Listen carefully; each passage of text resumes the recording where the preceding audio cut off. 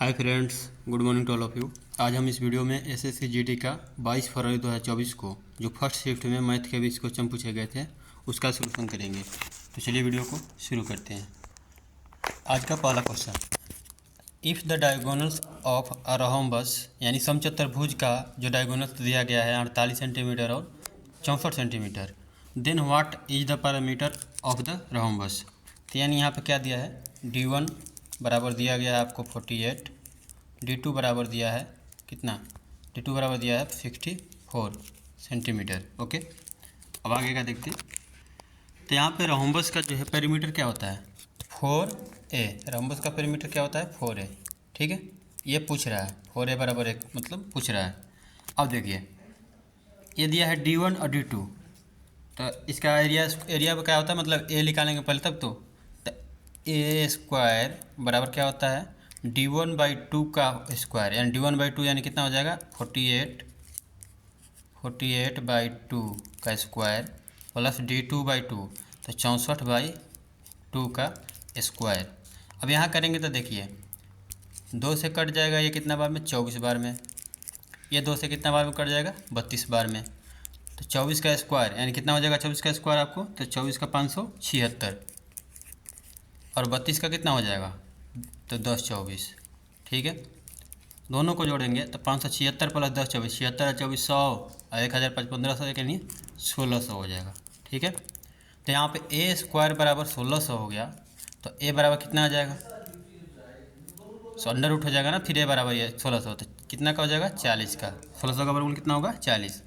अब क्या ए बराबर आ गया हमारा। अब पेरीमीटर पूछ रहा था ना, पेरीमीटर, तो पेरीमीटर क्या था 4a यानी 4a, तो ये हो गया 4 से गुना कर देंगे तो 4 चौके 16, 160 सेंटीमीटर। इसका राइट आंसर हो जाएगा ऑप्शन 1।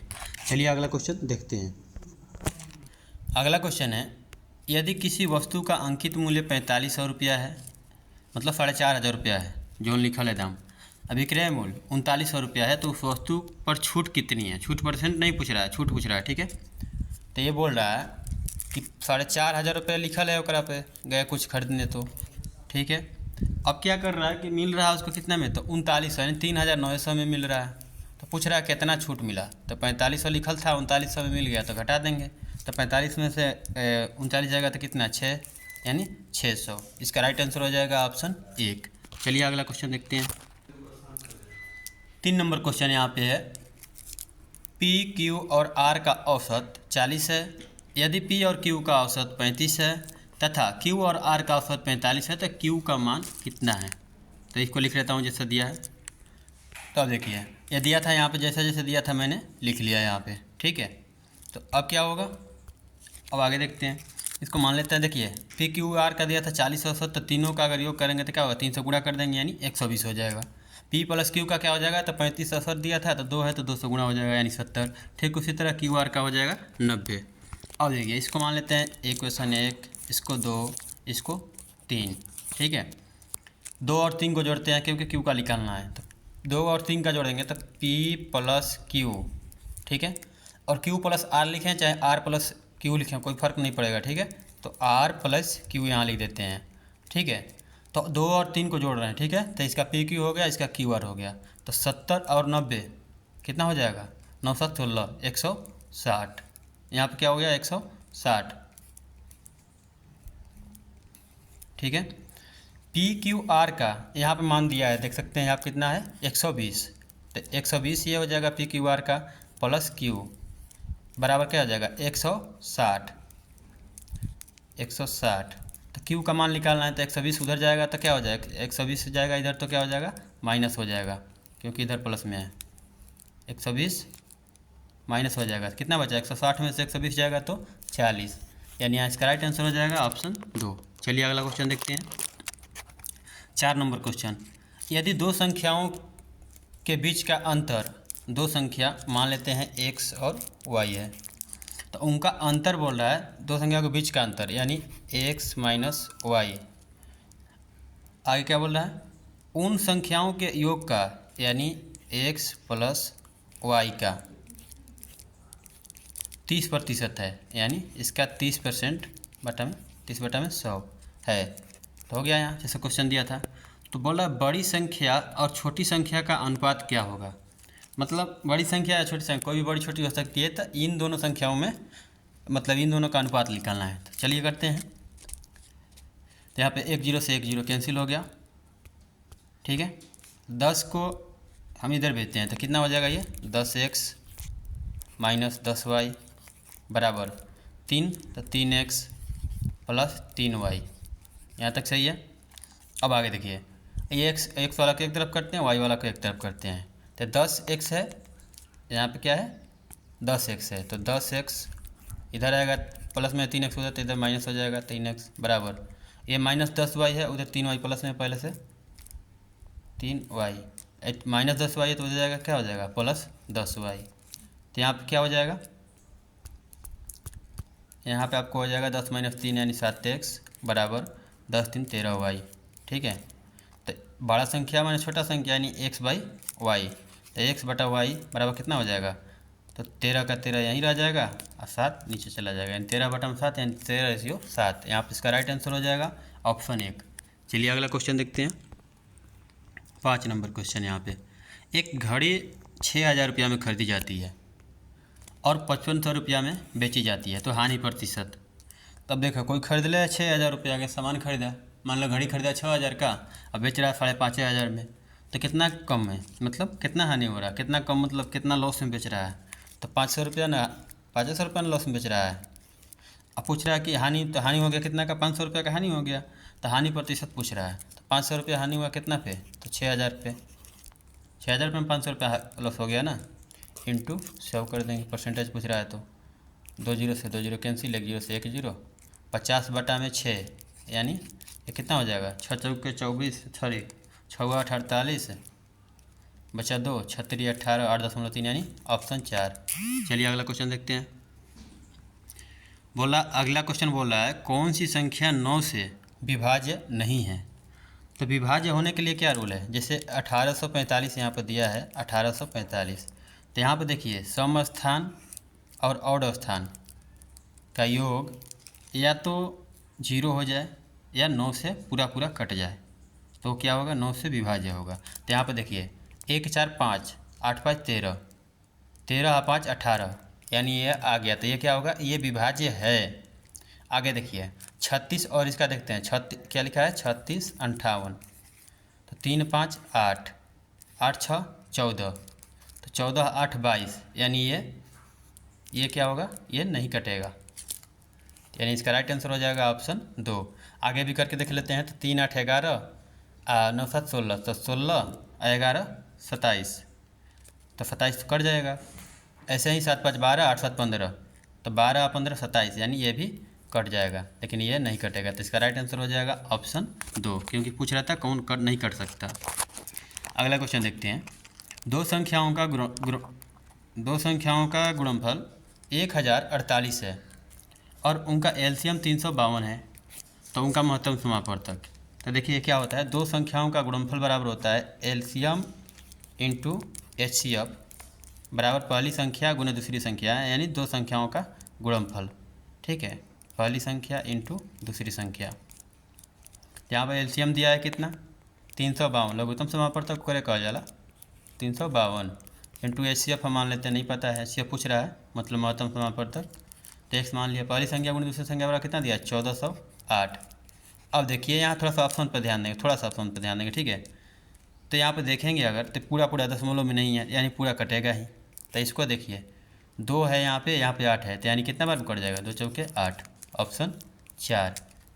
अगर ऐसे भी ना बने तो आप इसे भी कर सकते हैं 3 चौके 1200, 50 चौके 200 यानी 1400, 2 चौके 8, इसे भी कट गया, ठीक है। चलिए अगला क्वेश्चन देखते हैं। अगला क्वेश्चन बोल रहा है एक कार 50 किलोमीटर घंटा के चाल से 150 किलोमीटर की यात्रा करती है, तो उस यात्रा को पूरी करने में कितना समय लगेगा। तो समय बराबर क्या होता है दूरी बटा में टाइम बराबर क्या होता है डिस्टेंस, दूरी बटा में दूरी बटा में क्या हो जाएगा चाल हो जाएगा यहाँ पे, ठीक है। तो अब क्या हो जाए, डिस्टेंस कितना है 150 किलोमीटर है, अब 50 से चल रहा है। तो यहाँ फार्मूला क्या पता, छोड़े फार्मूला नहीं पता मेरे को, मान लीजिए तो ये आ गया 3 घंटा, आंसर हो गया ऑप्शन 3।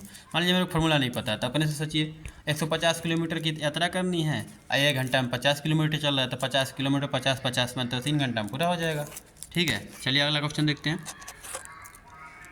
9 नंबर क्वेश्चन, यदि एक निश्चित धनराशि पर 6% वार्षिक की ब्याज की दर पर 2 वर्षों के लिए साधारण ब्याज 960 रुपया है, तो समान अवधि और समान ब्याज दर पर समान धनराशि पर समान समय समान ब्याज दर समान धनराशि, मतलब सेम पैसा सेम टाइम सेम रेट के हिसाब से चक्रवृद्धि ब्याज कितना होगा। तो पहले हम मूलधन निकालते हैं, क्या है, तो मूलधन मान लेते हैं x 6% के दर से है, तो 6% कितना, 2 वर्षों के लिए बट्टा में 100, साधारण ब्याज हो गया, ये साधारण ब्याज PRT/100, मतलब मूलधन गुणे समय गुणे दर बट्टा में 100, तो बराबर कितना दिया है 960 रुपया। अब देखिए यहाँ से, तो यहाँ पे क्या हो जाएगा, 6 दूना के 12, 12 8 96 0, यानी x बराबर कितना हो जाएगा, 100 उधर जाएगा तो क्या हो जाएगा 8000, 8000 रुपये क्या हो गया, ये हमारा मूलधन हो गया। ओके, यहाँ तक क्लियर है। अब CI पूछ रहा है, तो CI के लिए देखिए फार्मूला होता है कि P इंटू 1 + R/100, तो वो फार्मूला भी लगा सकते हैं आप, या आप ऐसे बना लीजिए डायरेक्ट, 2 वर्षों के लिए तो ऐसे ही बन जाएगा, 2 वर्ष क्या 4 वर्ष, मतलब सबके लिए बन जाएगा, जैसे आपको अच्छा लगे वैसे करिएगा। तो 8000 रुपया राशि है, ठीक है, कितना बढ़ रहा है, पहले वर्ष 6% बढ़ रहा है, यानी 106% हो जाएगा, फिर क्या हो जाएगा 106, फिर 6% बढ़ जाएगा, यानी 106% हो जाएगा। ठीक है, अब इसका सोल्यूशन कर लेते हैं, कितना आएगा, क्योंकि 2 वर्ष के लिए है ना, वार्षिक रूप से संयोजित है। ठीक है, तो अब देखिए यहाँ पे 2 1 3 0 यहाँ पे, तो 2 0 1 3 0, ख़त्म कहानी। अब इससे करेंगे 106 से 106 में, तो 106 का स्क्वायर आ जाएगा 11 236, इन दोनों का गुणा करेंगे तो 11 236, 800 फिर गुणा कर देंगे तो कितना हो जाएगा 89 888, 89 888। ठीक है, क्या हो जाएगा 89 888। ठीक है, तो अब देखिए दशमलव 10 है, तो एक अंक के बाद दशमलव हो जाएगा यहाँ पे। ठीक है, तो 89 88.8 हो गया। अब देखिए ये क्या आया हमारा, तो ये चक्रवृद्धि मिश्र धन आया, मतलब मूलधन इसमें है, मूलधन भी है और CI भी है, मतलब चक्रवृद्धि दोनों मिला के है। ठीक है, चक्रवृद्धि ब्याज के लिए क्या करेंगे कि ब्याज कितना मिला है, तो इसमें तो 8000 रुपया हमारा मेन राशि था, तो 8000 इसमें क्या कर लेंगे, घटा लेंगे, तो कितना हो जाएगा 988.8, ऑप्शन 2। चलिए अगला प्रश्न देखते हैं।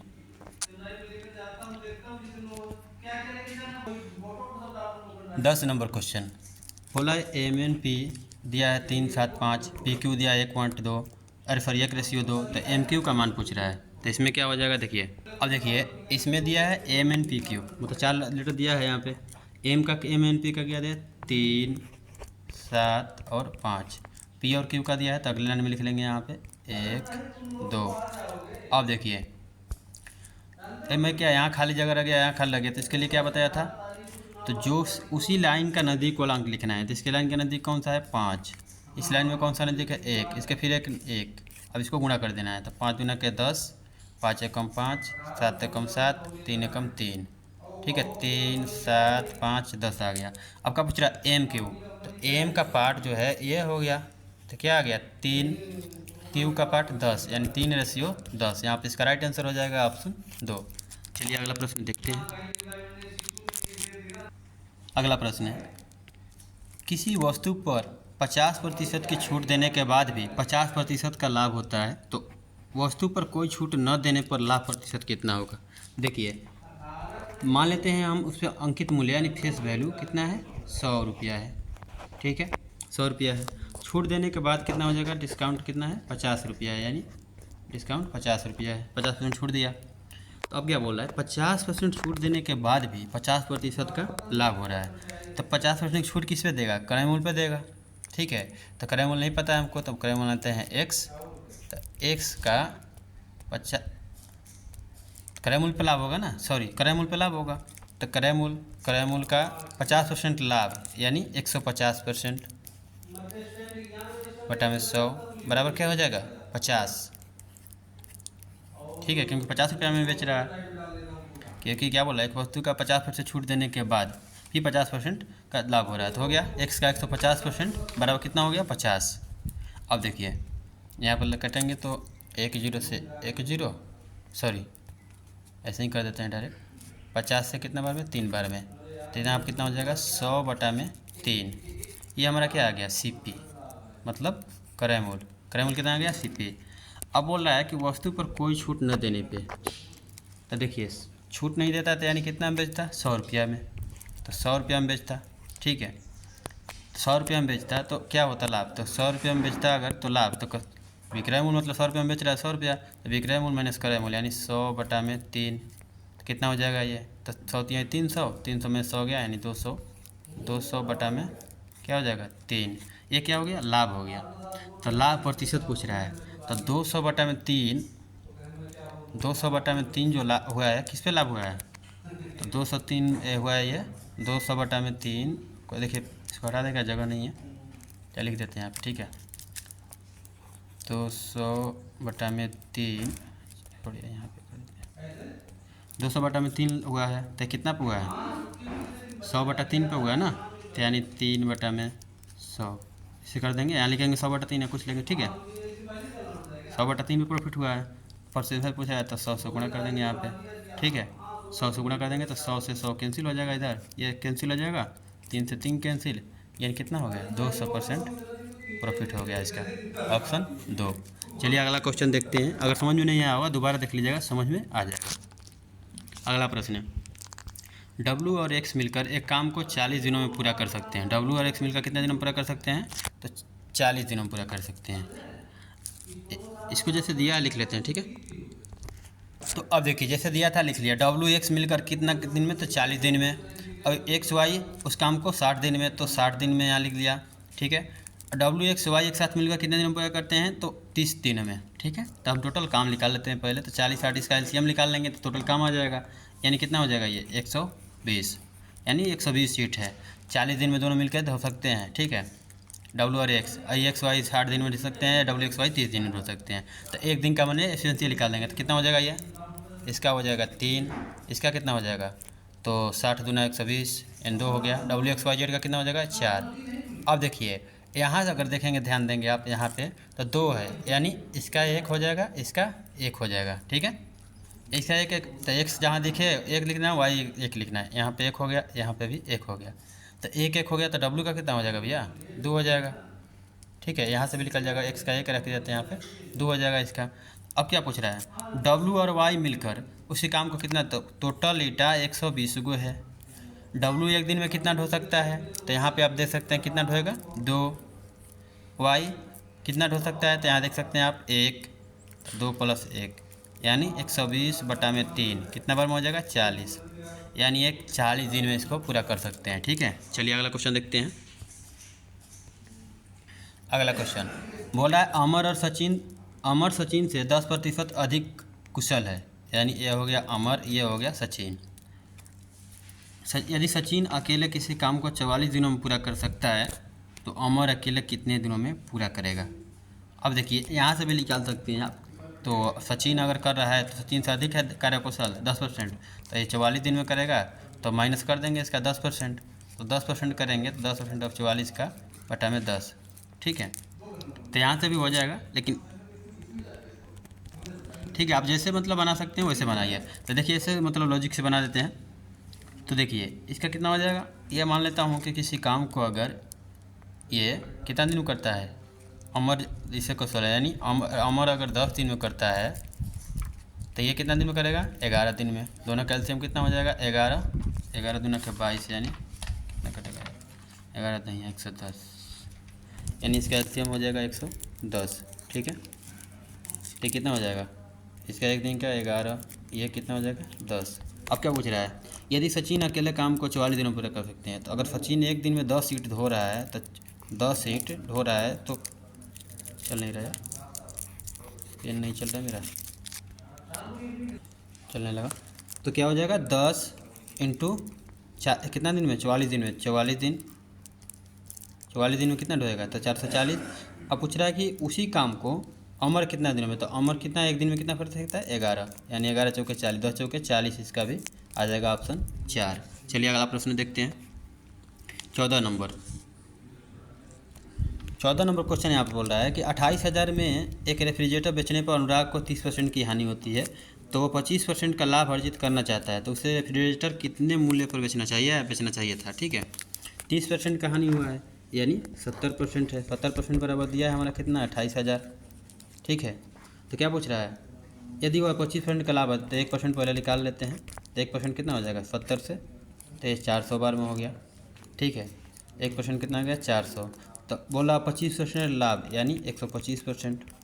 तो 125% बराबर कितना हो जाएगा, 400 इंटू 125। तो 125, 25 चौके 100, 100 चौके 400, 400 10 100 500, यानी यहाँ पर हो जाएगा 125 से 400 में करेंगे तो 50,000। इसका राइट आंसर हो जाएगा ऑप्शन 4। चलिए अगला प्रश्न देखते हैं। एक कक्षा में 30 छात्रों की औसत आयु 20 वर्ष है। यदि प्रत्येक छात्र की औसत आयु में 5% की वृद्धि 5 वर्ष की वृद्धि होती है तो औसत आयु में कितनी वृद्धि होगी। अब देखिए औसत क्या होता है, सभी संख्याओं का योग बटन संख्याओं की संख्या। तो बोला औसत आयु में कितना वृद्धि होगा, तो सब में 5-5 वर्ष बढ़ ही जा रहा है, तो क्या हो जाएगा, 5 ही हो जाएगा। इसका राइट आंसर हो जाएगा ऑप्शन 4। या बनाएंगे तो भी बन जाएगा। ठीक है, तो बनाएंगे तो आपको बनाना पड़ेगा 30 इंटू 20, ये हो जाएगा, यानी पहले 600 था, 600 के जी था, सॉरी 600 वर्ष था, अब कितना हो जाएगा, तो 30 इंटू कितना हो जाएगा, ये 20 5 50 वर्ष बढ़ गया, यानी 25 वर्ष हो जाएगा। 30 इंटू 25 कितना हो जाएगा, 25 या 75, 750 बटा में 30 कर देंगे तो 0, तो 25 या 75, यानी पहले 20 था, अब कितना हो गया 25, तो कितना बढ़ गया, 5 बढ़ गया। चलिए अगला क्वेश्चन देखते हैं। औसत में बोल रहा है ना, सबको बढ़ रहा है तो सबको बढ़ जाएगा। 16 नंबर क्वेश्चन देखते हैं। 16 नंबर क्वेश्चन दिया है x रेशियो y बराबर दिया है 11:5, तो x y और, तो इसमें कुछ नहीं करना है, ऐसा दिया है आपको। तो x की जगह पे 11 और y की जगह पे 5 रख देना है। तो 11 - 5 ये कितना हो जाएगा, 6। 11 + 5 कितना हो जाएगा, 16। 3 दूना के 6, 8 दूना के 16, 3:8, ऑप्शन 4। अगला प्रश्न देखते हैं। देखिए 17 नंबर क्वेश्चन। 17 नंबर क्वेश्चन कुछ बढ़िया है। 0.41 दिया है, तो 41 दिया है, इसको पूछ रहा है भिन्न परिवर्तित करने के लिए। तो कुछ नहीं करना है, इसको क्या लिख देना है, पहले पूरा अंक लिख देना है 41, माइनस जिस पे लगा है उसको छोड़ कर बगल में जिस पे नहीं लगा है उसको क्या करना है, घटा देना है। 4 कट गया। ठीक है, बटा में क्या हो जाएगा, 9, क्योंकि एक पे लगा है। और उसके बगल में जितना अंक खाली है उतना क्या कर देंगे, 0 बैठा देंगे, यानी इस पे नहीं लगा, एक अंक पे नहीं लगा, तो क्या हो गया, 1 0। 41 - 4 कितना हो जाएगा, 37, 37 बटा में 90, ऑप्शन 1। चलिए अगला प्रश्न देखते हैं। 18 नंबर, अरे 17 हो गया यहाँ पे। 18 नंबर क्वेश्चन देखते हैं आप लोग यहाँ पे। ठीक है, HCF है। 18 नंबर क्वेश्चन का HCF है, तो आप लोग इसको बना भी सकते हो। ठीक है, ऐसे भी बन जाएगा या ऐसे भी बन जाएगा। ऑप्शन से करेंगे, ऑप्शन से करेंगे तो देखिए ठीक जाकर आपको डिवाइड करना ही पड़ेगा सब में। ठीक है, तो ऑप्शन से करते हैं तो देखिए 9 से 9 18 भी कट सकता, 8 भी आ सकता है, एक भी आ सकता है, 9 81, 9 27, ये नहीं आ सकता है, ये इससे भी आ सकता है। 7 से 28 आ जाएगा, 21 आ जाएगा, ये भी आ जाएगा, ये भी आ सकता है। 3 से 18, 3 से 21, 3 से 27 आ जाएगा यार। लेकिन इसमें देखेंगे तो ये 2 से नहीं आएगा, यानी ये ऑप्शन कटेंगे ऐसे ही। ठीक है, तो ऐसे ना करके आप लोग क्या करिएगा कि ऐसे ही बना लीजिएगा। 258 मैं कर देता हूँ यहाँ पे। देखिए यहाँ पर ज़्यादा हड़बड़ आदमी थोड़ा ट्रिक के चक्कर में पड़ जाता है, लेकिन एक बार में ही बन गया। देखिए 258 से 301 में देंगे तो 58 43 43 बचेगा, 43 से 387 कर देंगे तो ये कट जाएगा 9 बार में, यानी इसका राइट आंसर हो जाएगा ऑप्शन 3। चलिए अगला प्रश्न देखते हैं। अगला प्रश्न देखिए, अगला प्रश्न है 1 किलोग्राम गेहूं के मूल्य में 50% की वृद्धि हुई है, तो वृद्धि 25 रुपया है, तो प्रति किलोग्राम गेहूं का नया मूल्य। अब देखिए 50% का वृद्धि हुआ है, 50% का क्या हुआ है, वृद्धि हुआ है, यानी तो 1/2। तो ये पहले कितना था, पहले 2 था, अब ये क्या हो गया, 1 बढ़ गया, इस पर 1 बढ़ गया। ठीक है, तो अब कितना हो जाएगा, आपका नया मूल्य कितना हो जाएगा, 3 अनुपात हो जाएगा ना। पहले 2 था, अभी 1 बढ़ गया, 3 हो गया। अब बोला है बढ़ा हुआ वृद्धि जो है, यानी बढ़ा हुआ यह क्या है, 25 है, तो 1 बराबर 25 दिया है, तो 3 बराबर कितना हो जाएगा, 75। इसका राइट आंसर हो जाएगा ऑप्शन 3। चलिए अगला प्रश्न देखते हैं, आज का लास्ट प्रश्न। अगला और आज का लास्ट प्रश्न है, यहाँ पे देखते हैं। दिया है यहाँ पे कि एक निश्चित धनराशि पर 3 वर्षों के लिए प्राप्त साधारण ब्याज 1782 रुपया है, तो उसी धनराशि पर समान ब्याज दर पर, समान धनराशि और समान ब्याज दर पर 10 वर्ष के लिए प्राप्त साधारण ब्याज कितना होगा। चलिए निकालते हैं। मानते हैं साधारण मान्य वो राशि कितना है, मूलधन 100 रुपया है। समय कितना दिया है, 3 वर्ष। और दर कितना दिया है, दर नहीं दिया, दर मान लेते हैं 1%, ठीक है। बटा में 100 कर देंगे। यहाँ पर कितना हो जाएगा, साधारण ब्याज कितना मिल रहा है, तो यहाँ पर 1782 रुपया मिल रहा है, ठीक है। तो 1782 यहाँ पे लिख देंगे। अब इसको हम सोल्यूशन करेंगे। यहाँ से हमारा क्या निकल जाएगा, मूलधन। तो 3 से कटेगा कितना बार, 3 पचे 15, 3 पचे 15, बचा कितना 2, 3 पचे 15, बचा कितना 2, तो 3 9 27, बचा 1, 3 चौके 12, यानी 594। तो x बराबर कितना आ गया, 594। और ये कितना होगा, 00, यानी 59,400। अब क्या बोल रहा है कि इसी धनराशि पर 10 वर्ष के लिए, इसी धनराशि पर 10 वर्ष के लिए, तो मूलधन हो गया। अब ये क्या हो जाएगा, 10 वर्ष में हो जाएगा। आर हम माने थे 1%, बटा में 100 कर देंगे। तो 2 जीरो से 2 जीरो कैंसिल, तो यहाँ पर कितना आ गया, 59,594 इंटू 1, 10 बचा यहाँ पे, तो कितना हो जाएगा, 5940। यहाँ इसका राइट आंसर हो जाएगा आपको 5940, ठीक है। तो चलिए मिलते हैं नेक्स्ट वीडियो में। ओके, थैंक यू, जय हिंद, जय भारत।